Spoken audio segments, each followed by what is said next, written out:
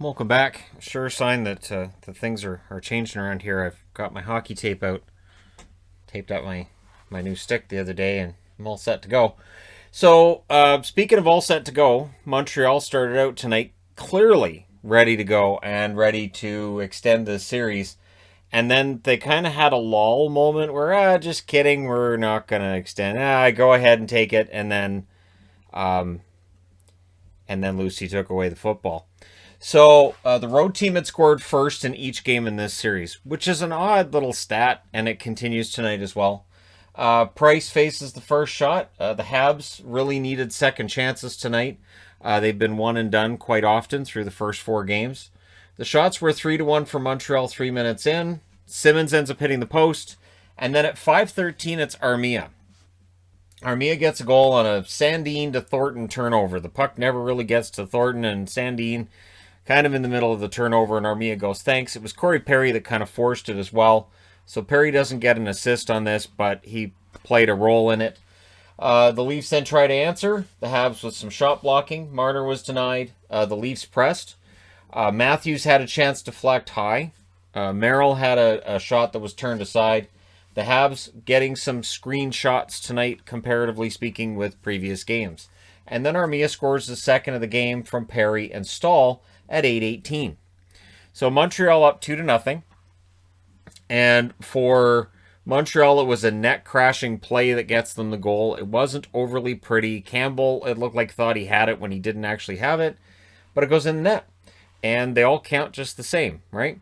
So Marner had a shot that was blocked. I tell you, Mitch Marner, no luck for Marner at all in this series. In that Price, it's like he just sees him go, oh, it's Marner. I'll have to save this one because it's Marner. And so he saves it. There was no room on the inside for the Leafs at this point. Suzuki with a net drive that was defended. The Habs press. You know, with Suzuki, it really is a matter of his faceoffs. He has got to get better on faceoffs. It's got to happen sooner or later, preferably sooner. Because I mean, I love the player.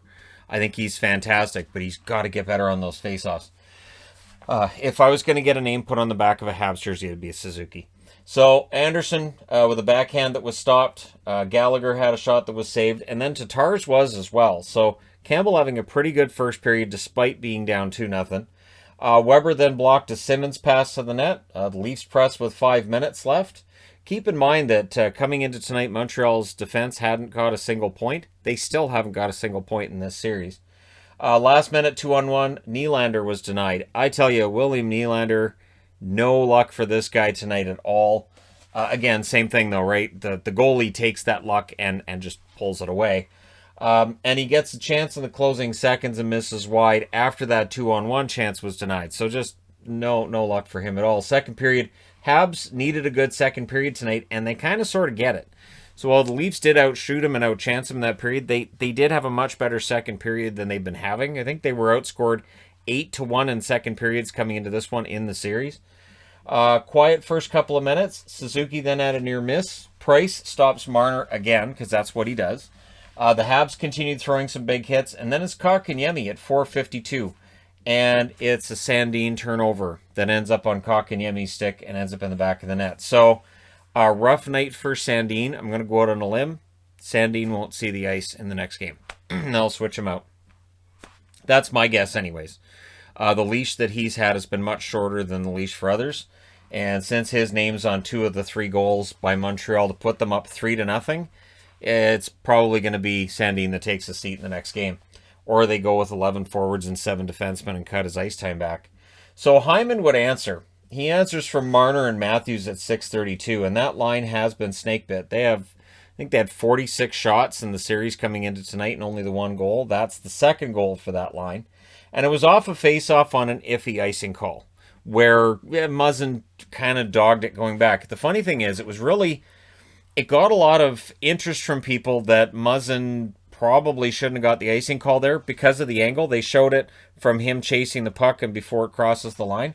I've noticed this a lot. I've noticed it a lot this season, and in the playoffs I've seen it, where the defenseman's kind of skating like he is skating in Jell-O, and he's, I can't quite get there. It's an icing. What happened there? Shucks. And they call it. And that's, I mean, I know people love the hybrid icing, but I've always kind of been, they have the no-touch icing in juniors, and it doesn't really kill the game. And this is just ridiculous. So it's an iffy icing call, and it benefits the Leafs. They get into this 3-1. Marner then had a near miss for 3-2. Price denies Nylander again because that's what he does. Price denies Nylander and Marner. This is what has to happen. Now, Nylander came into tonight with goals in every game of the previous 4. He does not get a goal tonight. Now, the Leafs had some momentum after that goal. Perry to Armia on a 3-on-2 is sent wide. Armia very prominent in the first and in the second period, almost every shift. He was very notable for Montreal. There's a press by the Leafs. Toffoli then with a break. Campbell makes the save on that. The Habs press with 8 minutes left. The Habs get the game's first power play. 0 for 13 in the series coming into tonight. And now we'll call it 0 for 14. It was a terrible power play or it was a great penalty kill. And it may depend on which side of the fence you sit on fan-wise, but it was not a great power play in my eyes anyways. Byron had a chance to go wide after the power play ended. And then the Habs press again with 3 minutes left. There was a late press by the Leafs as well, but the Habs survived the second period. When we come out of the second period, it's 3-1 Montreal. All they have to do is not have the third period they had. First minute, Hyman had a breakaway that was denied. So that's right where if you're Dominic Ducharme, you're like, hey, so guys, see what he just did? No. Don't allow them to do that. Okay, now there was another one. Now listen. All right, I'm getting the feeling you're actively not listening to me. Are you on a Game Boy? So,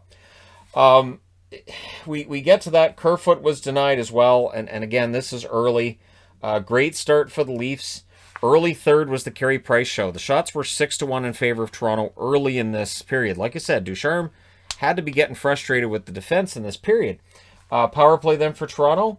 Nylander robbed again. That was the only shot of said power play. So both power plays not fruitful tonight. Not really prominent in this game. The referees did their best to try to let him play.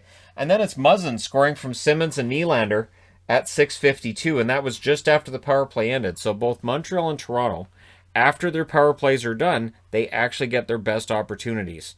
And that tells me that some of this is psychological, that when they're on the power play, they're fighting it. And once the power play's done, they kind of relax, right?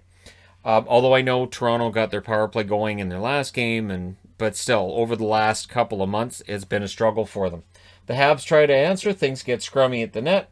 The Habs press at 8.5 minutes. The shots were 9-3 for the Leafs at the half. And not long after, Muzzin gets his second goal of the period from Galchenyuk and Nylander at 11:54. It's a tie game.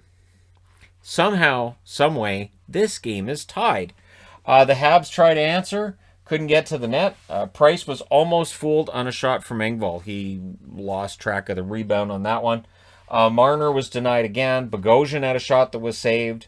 The Leafs had all the momentum in the third period, and you got the feeling that they might win this one in regulation. They were really, giving it their all. Lots of shots in that third period. Campbell then denied Toffoli with 2:15 left, and in the last 10 seconds, Nylander is robbed again. So going into the overtime, and I posted this on Twitter, I guessed that either Caulfield would score for Montreal or Nylander for Toronto. When you're predicting who's going to score in overtime, you pick one player from each team. I understand that some people may not get that's how it works, but that's generally how it works in sports, is who's going to get the winner. I think if it's going to be Toronto, it's this guy. If it's Montreal, it's this guy. I was that close. Missed it by that much. Barilko in 1951, and they mentioned this right before overtime started. I thought, oh, did they jinx him? Bill Barilko in 1951 is the last Toronto Maple Leaf to score an overtime series winner at home. It's been 70 years. I'm just doing the math and going, that's 60. That's 70 years. It's a lot of years. And the Habs, early, they get a press. The puck goes the other way. Bogosian decides, I'm going to pinch. Galchenyuk didn't get the note. Decided to do a blind pass backwards. Cole Caulfield says thanks. Or Suzuki actually said thanks. He and Caulfield then passed it back and forth on the 2-on-0. And at 59 seconds, Nick Suzuki buries it. So that close. If Caulfield had pulled the trigger, I would have been right on Twitter. But I was close. I got the guy who got the assists. It's half points for nothing. But yeah, it's a Galchenyuk turnover technically, although again, Bogosian wasn't in place, and it's on. You don't blind back passes drive me nuts. It's one of those things in hockey that I understand it if you're out there with somebody like the Sedins used to do it all the time, and that was fine. And there are certain superstars in the league, like if Patrick Kane drops a pass back for DeBrincat, that's fine. But yeah, Galchenyuk isn't in that category, and so yeah, that's one of those infamous back passes. Montreal's in this. They're going home. They're going to have 2,500 fans in attendance in Montreal for Game 6. They're going to be loud. It's gonna be great. And it was one thing that was missing in this game tonight was when the game came back and it was tied. You do miss that energy because the fans would have gone completely nuts, and then they would have been silenced in the overtime. So Montreal wins and stays alive and forces Game 6. Shots in this one: 14-8 Montreal in the first, 11-9 in favor of Toronto in the second, 16-6 for Toronto in the third. Montreal gets the only actual shot of overtime. Final shots were 35-30 for Toronto. Both teams go 0 for 1 on the power play. Hits 44-38 in favor of Montreal. Block shots 12-10 in favor of Toronto. Carey Price saves 32 out of 35. He had a bit of a shaky period. And honestly, it's on me for putting up a brick wall gif on Twitter. I did that. So that's on me. It's completely my fault. And then Campbell, 26 saves on 30 shots for Toronto. So there you go. Montreal wins the game, and I had great fun watching it because there's no emotional investment for me. And now we get a Game 6.